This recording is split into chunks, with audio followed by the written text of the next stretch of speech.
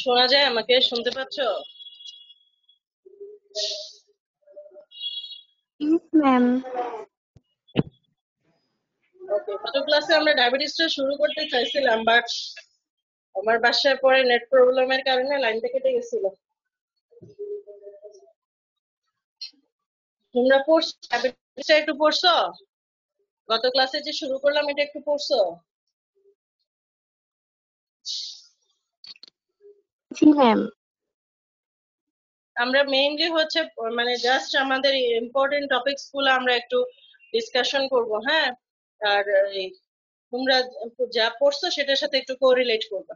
ডায়াবেটিসের ডেফিনেশন আমি বলছিলাম যে persistent hyperglycaemia due to relative or absolute deficiency of insulin, clinical condition characterized by persistent hyperglycemia. Persistent কথাটা বলতে হবে, persistent hyperglycemia due to relative or absolute deficiency of insulin. তা আমরা জানি ডায়াবেটিস 4 ধরনের: টাইপ 1 ডায়াবেটিস, টাইপ 2 ডায়াবেটিস, তারপরে হচ্ছে gestational diabetes mellitus, আর হচ্ছে specific type of diabetes due to other causes. তো মেইনলি আমরা পড়ি তিনটা, যেটা হচ্ছে টাইপ 1 ডায়াবেটিস, বা এটার আরেকটা নাম আছে কি? আরেকটা নাম কি? Ma'am, insulin dependent. Insulin dependent diabetes mellitus. এটা হচ্ছে অ্যাবসলিউট ইনসুলিন ডেফিসিয়েন্সির জন্য হয়। ইনসুলিনটা কোন গ্ল্যান্ডের কোন সেল থেকে রিলিজ হয়? প্যানক্রিয়াসের আইলেটস অফ ল্যাঙ্গারহ্যান্স। হ্যাঁ, সেলের নাম কি?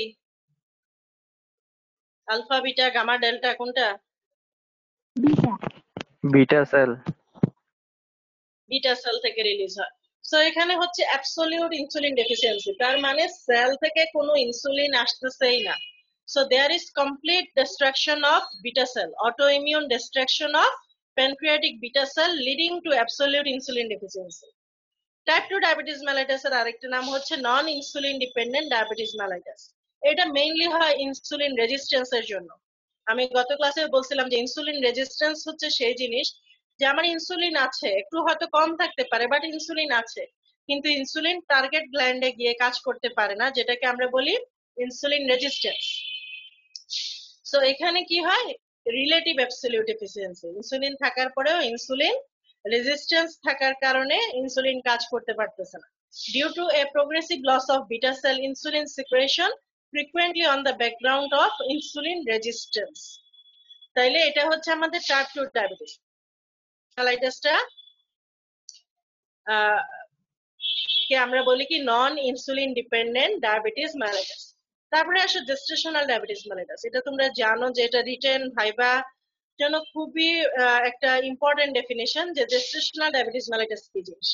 জেস্টেশনাল ডায়াবেটিস মেলাইটাস কি? Diabetes diagnosed in the second or third trimester of pregnancy that was not clearly overt diabetes prior to the gestation.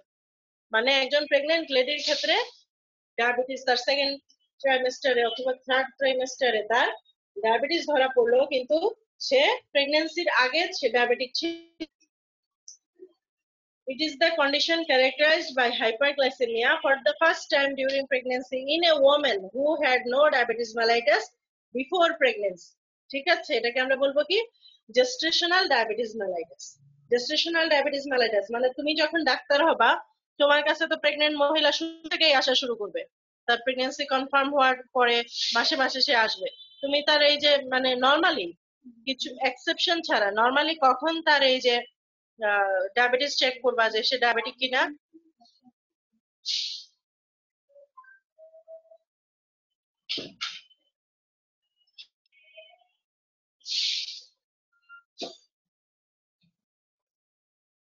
কিরে কখন চেক করবা?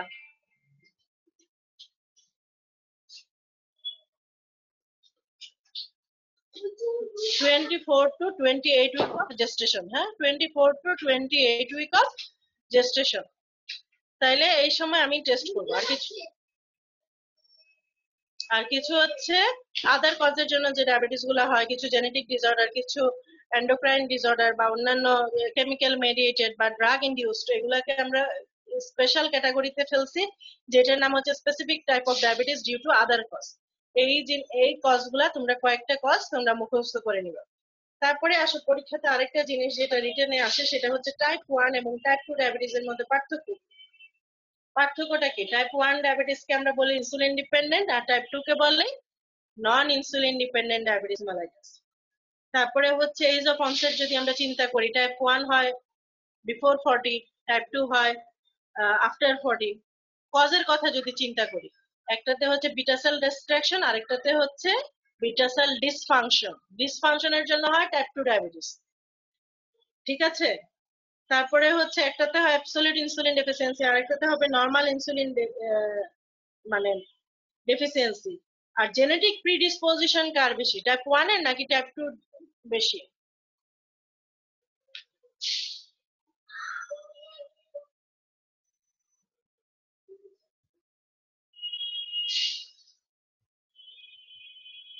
টাইপ 2 সবাই তে কি ম্যাম ঘুমাই গেছো? জেনেটিকটা থাকবে।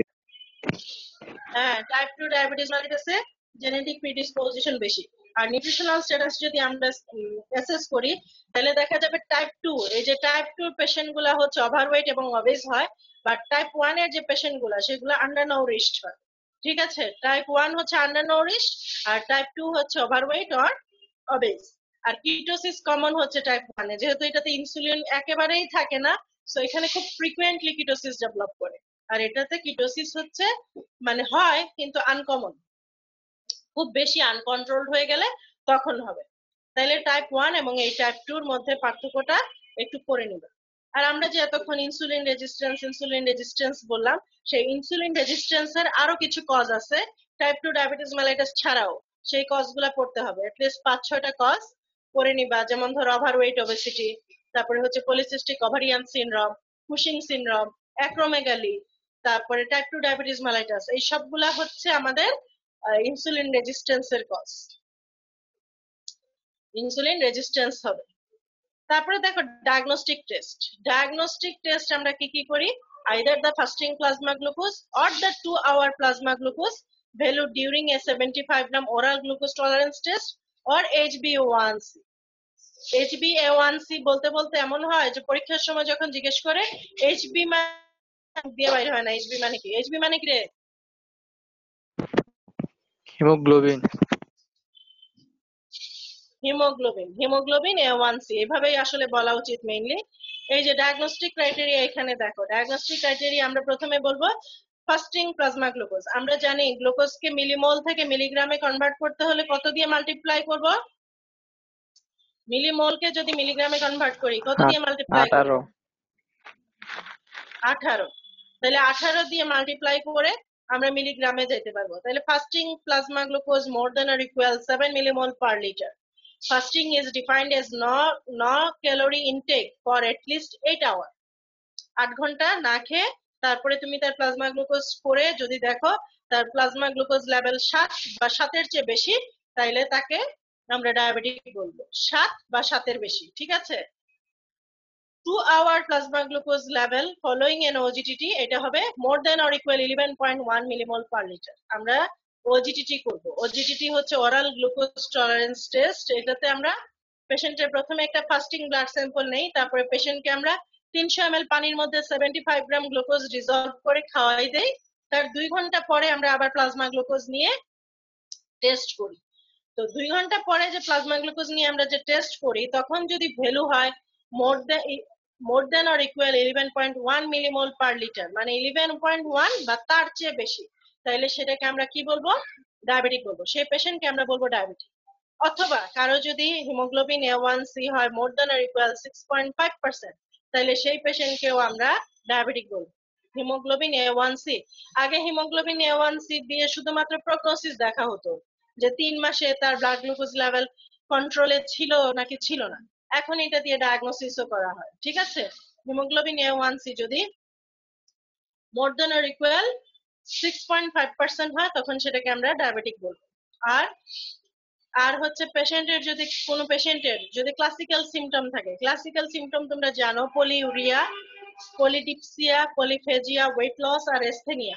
এস্থেনিয়া মানে হচ্ছে উইকনেস, পলিউরিয়া মানে হচ্ছে বেশি বেশি প্রস্রাব হবে, পলিফেজিয়া মানে হচ্ছে বেশি বেশি ক্ষুধা লাগবে, আর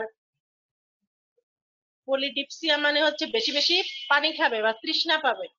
এই কন্ডিশন গুলা থাকবে, 5টা symptom: polyuria, polyphagia, weight loss, asthenia. সাথে যদি কারো র্যান্ডম প্লাজমা গ্লুকোজ লেভেল হয় more than 1 millimole per litre, তাহলে পেশেন্ট হচ্ছে ডায়াবেটিক। তাহলে 4টা ক্রাইটেরিয়া, সবগুলাই কিন্তু অর দেখতে পাচ্ছ তো?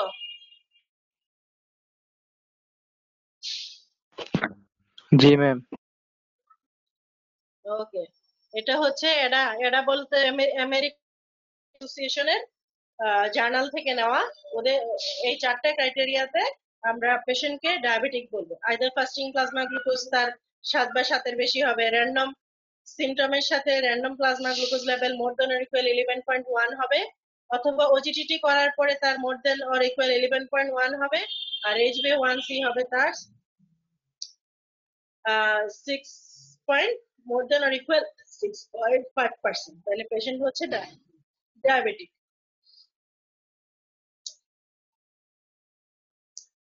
তারপরে আসো প্রি ডায়াবেটিস খুব একটা ইম্পর্টেন্ট রিটেন এবং ভাইবা প্রশ্ন। প্রি ডায়াবেটিস কি জিনিস?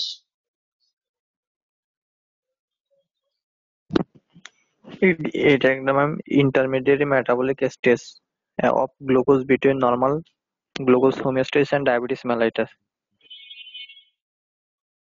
এটা একটা মাঝামাঝি অবস্থা, না পেশেন্টের ব্লাড গ্লুকোজ লেভেল নর্মাল, না পেশেন্ট ডায়াবেটিক, নাকি? তারা হচ্ছে মাঝামাঝি অবস্থায় থাকে। তাইলে দেখো, কাদেরকে আমরা প্রি ডায়াবেটিক পেশেন্ট বলবো? যাদের fasting plasma glucose level 5.6 millimole to 6.9 millimole per litre. 6.9 কেন বলছে? 7 বা 7-এর বেশি হলে তো সে ডায়াবেটিস হয়ে যাবে, সো 7-এর নিচে 6.9। আর এদিকে হচ্ছে 5.6 কেন বলছে? কারণ 3 to 5.5 হচ্ছে নর্মাল। 3 to 5.5 হচ্ছে নর্মাল। 5.6 থেকে যদি 6.9 এর মাঝখানে থাকে তাহলে পেশেন্ট হচ্ছে প্রি ডায়াবেটিক, বা যেটাকে আমরা বলি আইএফজি, ইম্পেয়ার্ড ফাস্টিং গ্লুকোজ। অথবা কারো যদি প্লাজমা 2 আওয়ার মানে যেটা plasma glucose following N OGTT, এটা যদি হয় 7.8 to 11, তাহলে পেশেন্ট হচ্ছে প্রি ডায়াবেটিক। আমরা ভরা পেটে পেশেন্টকে, অথবা যেটাকে আমরা বলি র্যান্ডম স্টেটে পেশেন্টকে নর্মাল ব্লাড গ্লুকোজ লেভেল হচ্ছে বিলো 7.8 থাকতে হবে। মানে যে কোনো কন্ডিশনে ফাস্টিং ছাড়া তুমি যদি তার ডায়াবেটিস টেস্ট করো, সেটা থাকতে হবে 7.8 এর নিচে। তাহলে সেটা 7.8 থেকে 11 পর্যন্ত হচ্ছে তার আইজিটি, 11.1 হইলেই সে ডায়াবেটিক। আর আরেকটা ক্রাইটেরিয়া HbA1c, যেটা হিমোগ্লোবিন A1c, সেটা হবে 5.7 থেকে 6.4%। 6.5 বা তার বেশি হলে সে ডায়াবেটিক, আর 5.6 থেকে 5.6 পর্যন্ত হচ্ছে নর্মাল। 4 to 5.6 পর্যন্ত হচ্ছে নর্মাল। তাহলে এই যে ক্রাইটেরিয়া গুলা, এগুলা হচ্ছে প্রি ডায়াবেটিক পেশেন্ট। ঠিক আছে, এরা হচ্ছে প্রি ডায়াবেটিক পেশেন্ট। তাহলে কি হইলো? যদি কারো ফাস্টিং প্লাজমা গ্লুকোজ লেভেল থাকে, যদি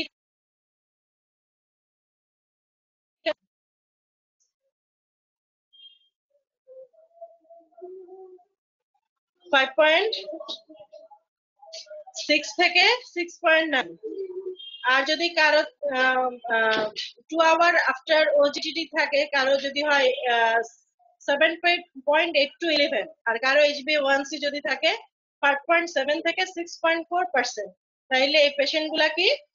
এরা হচ্ছে ডায়াবেটিক। এখন আসো একটা জিনিসে, এই যে আমরা প্রি ডায়াবেটিক একটা স্টেট, এটাকে কেন আমরা আলাদা করছি বলতো? এগুলাকে কেন আমরা আলাদা করছি?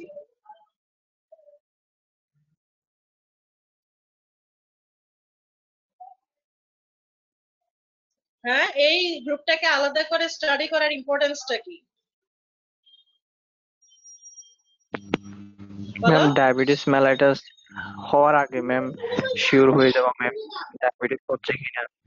এটা ম্যাম ভাস্কুলার কমপ্লিকেশন করতে পারে, ইনক্রিজ। এই যে এখানে জিনিসগুলা খেয়াল করো।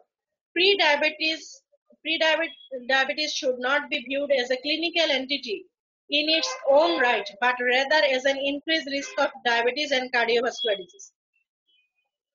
Criteria for testing of diabetes or pre-diabetes in asymptomatic adult is outlined in table 2.3, যেটা আমরা এখন মাত্র পড়ে আসলাম। Prediabetes is associated with obesity. Prediabetes is associated with obesity, dyslipidemia with high triglyceride level or low HDL cholesterol. আমাদের good কোলেস্টেরলটা হচ্ছে HDL cholesterol, সেটা লো থাকে এবং হাইপারটেনশন। তাহলে তোমরা শুরুতে এইগুলা বলবা যে prediabetes is associated with obesity, specially abdominal and visceral obesity, dyslipidemia with high triglyceride level or low HDL cholesterol and hypertension। আর তারপরে এই কথাটা বলে দিবা যে and pre-diabetic patient have an increased risk for diabetes and cardiovascular। এই কারণে আমরা pre diabetic পেশেন্টদেরকে আমরা আলাদা একটা গ্রুপ করছি, যাদের যাদের মানে আলাদা কেয়ার নেওয়া হয়, লাইফস্টাইল মডিফিকেশন করতে বলা হয়, তাদেরকে ডায়েট কন্ট্রোল করতে বলা হয় এবং তাদেরকে এই যে মাঝে মাঝে এখন ডাক্তাররা মেটফরমিন মানে ডায়াবেটিকের যে ওরাল ড্রাগ গুলো আছে সেগুলা অনেক ক্ষেত্রে অনেকের দেয়, অনেককেই দেয়, কেউ কেউ দেয় কেউ কেউ দেয় না। সো এই যে প্রি ডায়াবেটিস এর ইম্পর্টেন্স হচ্ছে এগুলা, ঠিক আছে। তারপরে আসো আরেকটা ক্যাটাগরি, সেটা হচ্ছে কি gestational diabetes mellitus. Gestational diabetes mellitus এর ডেফিনেশন আমরা পড়ছি অলরেডি। এখন জেস্টেশনাল ডায়াবেটিস মেলাইটাস এর যদি তোমরা ডায়াগনোসিস চিন্তা করো, তাহলে ডায়াগনোসিসটা আমরা কিভাবে করতে পারি?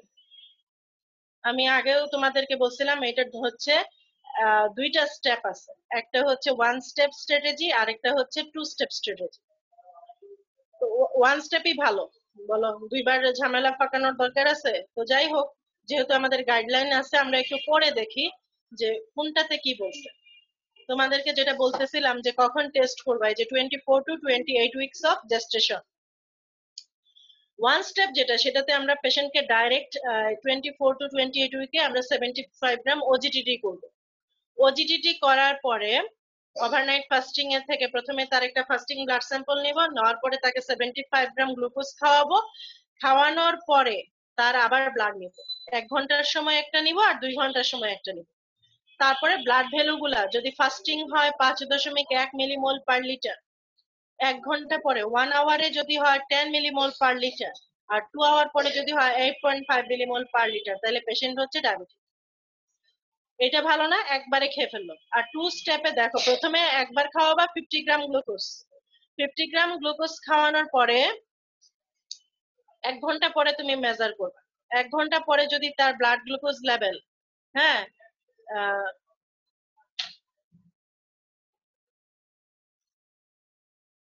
more than or equal 135 milligram per decilitre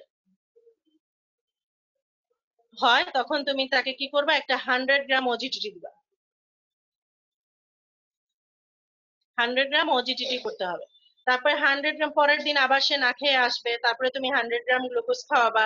100 gram glucose খাওয়ানোর পরে তার 1 ঘন্টার সময় একটা ব্লাড নিবা, 2 ঘন্টার সময় একটা ব্লাড নিবা, আবার 3 ঘন্টার সময় একটা ব্লাড নিবা। তাহলে ফাস্টিং যদি হয় 5.8, 1 ঘন্টার সময় যদি হয় 10.6, 2 ঘন্টার সময় যদি হয় 9.2 এবং 3 ঘন্টার সময় যদি হয় 8, তাহলে পেশেন্ট হচ্ছে ডায়াবেটিক। তো যে পারো শিখবা, আদারওয়াইজ আমার কাছে এটাই ইজি মনে হয় আর কি, যে এটা যে 75 গ্রাম গ্লুকোজ দিব আমরা পেশেন্টকে, ফাস্টিং একটা স্যাম্পল নিব 1 ঘন্টা এবং 2 ঘন্টার সময় আরেকবার স্যাম্পল নিব, 2বার স্যাম্পল নিব। ফাস্টিং যদি হয় 5.1 আর 1 ঘন্টার সময় যদি হয় 10 আর 2 ঘন্টার সময় যদি হয় 8.5, তাহলে পেশেন্ট হচ্ছে ডায়াবেটিক। ঠিক আছে, তোমাদের যেটা ইজি মনে হয় তোমরা সেটাই শিখবা। এটা হচ্ছে জিডিএম। এখন আসো জিডিএম, যদি প্রেগনেন্ট লেডিদের ডায়াবেটিস থাকে তাদের কিছু কমপ্লিকেশন হয়, সেই কমপ্লিকেশন গুলা কি কি বলো তোমাকে?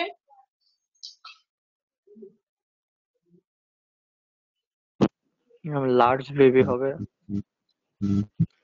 লার্জ বেবি মানে বেবিটা অনেক লার্জ হবে, যেটাকে এবং মাথা অনেক বড় হবে, ম্যাক্রোসোমিয়া বলি আমরা। হ্যাঁ, তারপরে বাচ্চাদের কনজেনিটাল অ্যানোমালি থাকতে পারে, বাচ্চাদের হচ্ছে বড় বাচ্চা হওয়ার জন্য তার বার্থ ট্রমা রিস্ক বেড়ে যাবে, তার স্টিল বার্থ। স্টিল বার্থ কথাটা বুঝো, স্টিল বার্থ কি জিনিস? বাচ্চা পেটে জীবিত ছিল বাট হওয়ার সময় যদি মারা যায় সেটাকে আমরা বলি স্টিল বার্থ। তারপরে হচ্ছে পরবর্তীতে এই জিডিএম এর পেশেন্ট গুলাকে স্টাডি করে দেখা গেছে যে এদের 1-2 বছর পরে ডায়াবেটিস ডেভেলপ করে। সো এটা হচ্ছে আরেকটা রিস্ক। জিডিএম হচ্ছে টাইপ 2 ডায়াবেটিস মেলাইটাস ডেভেলপ করার জন্য অন্যতম একটা রিস্ক ফ্যাক্টর। তাহলে কমপ্লিকেশন গুলো আমাদেরকে পড়তে হবে। ঠিক আছে, ডায়াগনোসিস করলা, কমপ্লিকেশন করলা। এখন ডায়াবেটিস এর কমপ্লিকেশন গুলা কি কি? কিছু আছে অ্যাকিউট কমপ্লিকেশন, কিছু আছে ক্রনিক কমপ্লিকেশন। অ্যাকিউট কমপ্লিকেশন গুলার মধ্যে হচ্ছে ডায়াবেটিক কমা আছে, সার্কুলেটরি ফেলিওর, ল্যাকটিক অ্যাসিডোসিস এগুলা হয়। আর ক্রনিক ফেলিওরের ক্রনিক কমপ্লিকেশনের মধ্যে হচ্ছে কিছু ম্যাক্রোভাস্কুলার কমপ্লিকেশন আছে আর কিছু মাইক্রোভাস্কুলার কমপ্লিকেশন আছে। ম্যাক্রোর মধ্যে হচ্ছে coronary artery disease, cerebrovascular disease, peripheral vascular disease. আর মাইক্রোর মধ্যে হচ্ছে ডায়াবেটিক নিউরোপ্যাথি, রেটিনোপ্যাথি, নেফ্রোপ্যাথি। একেবারে মুখস্থ থাকতে হবে জিনিসগুলো, এগুলার কোনো ভুল টুল মানে করা যাবে না। ঠিক আছে,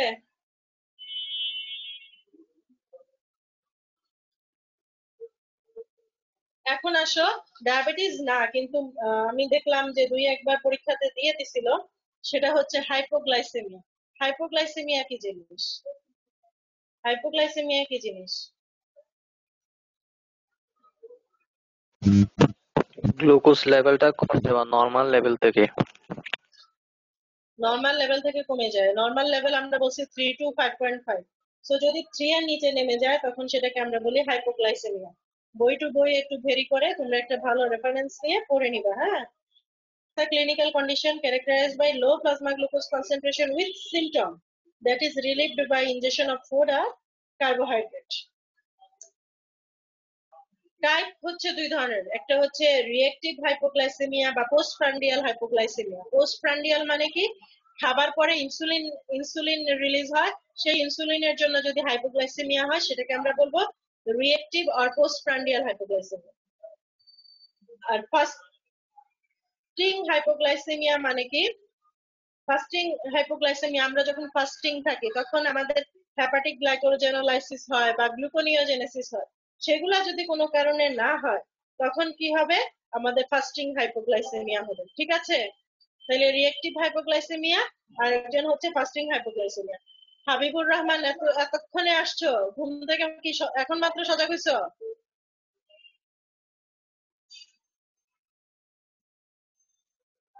তাহলে হাইপোগ্লাইসেমিয়া হচ্ছে দুই ধরনের, ফাস্টিং হাইপোগ্লাইসেমিয়া আর একটা হচ্ছে কি রিঅ্যাক্টিভ হাইপোগ্লাইসেমিয়া। আর এটার সিমটম আছে, কিছু হচ্ছে অ্যাড্রেনার্জিক সিমটম আর কিছু হচ্ছে নিউরোগ্লাইকোপেনিক সিমটম। অ্যাড্রেনার্জিক সিমটম গুলো হয় ডিউ টু সিম্প্যাথেটিক স্টিমুলেশন, যেটা বলতেছিলাম যে সিমটম হচ্ছে দুই ধরনের, অ্যাড্রেনার্জিক বা অটোনমিক মানে সিম্প্যাথেটিক স্টিমুলেশনের জন্য যেটা হয়, আমি মনে রাখি ফার্স্ট পালপিটেশন, অ্যাংজাইটি, তারপরে হচ্ছে সোয়েটিং আর ট্রিমর। হ্যাঁ, আর কিছু আছে neuroglycopenic symptom due to glucose deficiency, যেমন headache, blurring of vision, slurring of speech, incoordination, তারপরে convulsion, coma, death, memory loss. এগুলা হচ্ছে আমাদের নিউরোগ্লাইকোপেনিক সিমটম। পরীক্ষাতে কিন্তু আসে, এটা তোমার এসকেপ করে যাওয়ার কোনো সুযোগ নাই, হাইপোগ্লাইসেমিয়া। আর দুইটা জিনিস মাঝে মাঝে পরীক্ষাতে আসে, আমি খুব বেশি আসতে দেখি নাই। একটা একটা হচ্ছে মেটাবলিক ডিরেঞ্জমেন্ট হয়, metabolic derangement in type 2 diabetes, sorry metabolic derangement in diabetes mellitus. এটা ইয়েতে আসছে তোমাদের এবিসি বইতে, সুন্দর একটা ফ্লোচার্ট আছে, এখানে দেখতে পারো। আর আরেকটা হচ্ছে কিভাবে কিটোসিস ডেভেলপ করে, এটা তোমাদের কিটোন বডির চ্যাপ্টারে আছে। মেটাবলিজমের কিটোন বডির চ্যাপ্টারে জিনিসটা আছে, ওখান থেকে ওই ফ্লোচার্টটা একটু দেখে নেবে।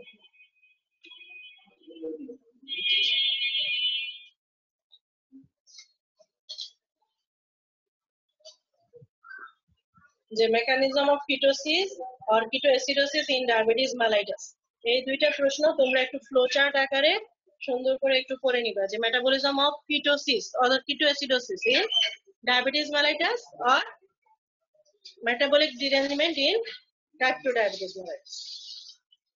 ঠিক আছে, এখান থেকে আর কোনো জিজ্ঞাসা আছে ডায়াবেটিস মেলাইটাস থেকে?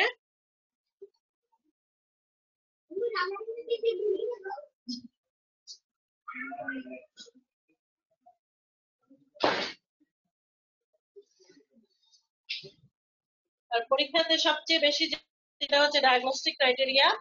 তোমাদের অস্পিতে অনেক প্রশ্ন আছে এই ডায়াগনস্টিক ক্রাইটেরিয়া নিয়ে। হ্যাঁ, ম্যাথ দিতে পারে, মানে প্রবলেম সলভিং দিতে পারে, যে একজন মানুষের ফাস্টিং এত, 2 আওয়ার্স আফটার এত, অথবা র্যান্ডম এত, সে ডায়াবেটিক কি ডায়াবেটিক না।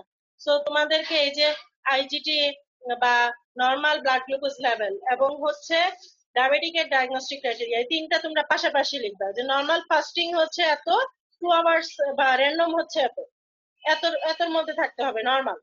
তারপরে হচ্ছে ডায়াগনস্টিক ক্রাইটেরিয়া, যে ফাস্টিং এত হইলে ডায়াবেটিস, HbA1c এত হইলে ডায়াবেটিস, 2 আওয়ার্স আফটার এত হইলে ডায়াবেটিস, এইগুলা তোমাদেরকে লিখতে হবে। হ্যাঁ, এই জিনিসগুলো তোমাদেরকে জানতে হবে। আর জিডিএমটা মেয়েদেরকে সবচেয়ে বেশি ধরে পরীক্ষাতে, জিডিএম ছেলেদেরও ধরতে পারে, যদি কার্ড আসে তো ধরবেই।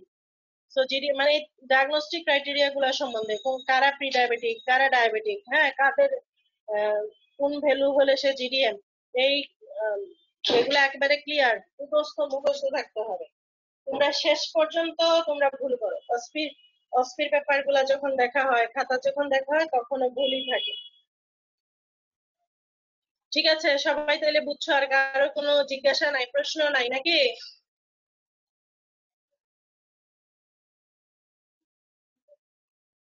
রুল 7।